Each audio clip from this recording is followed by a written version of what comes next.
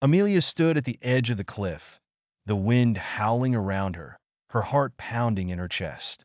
Below, the ocean churned, waves crashing against the jagged rocks.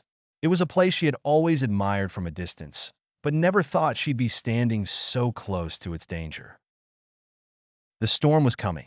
Dark clouds gathered overhead, thick and heavy, as if the sky itself was preparing for a battle. Her village, nestled far below, had never seen a storm like this. Amelia knew the warnings. The winds would be fierce, the waves monstrous. Yet there was one thing they hadn't accounted for her. Her father had been the lighthouse keeper for as long as she could remember, and for years he had guided ships safely through the stormy nights.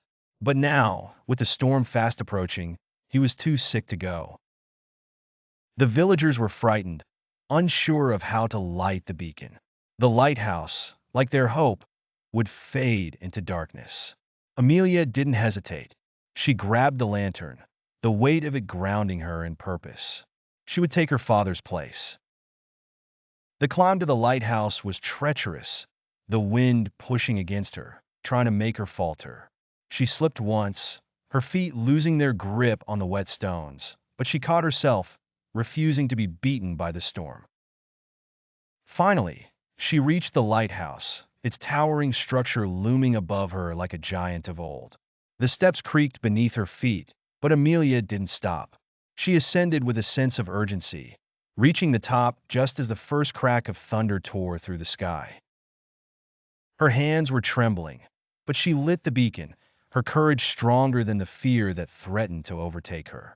The light flickered to life, cutting through the storm, guiding the ships that would soon be battling their way through the night. As Amelia stood there, watching the light cast its beam across the dark waters, she realized that courage wasn't the absence of fear.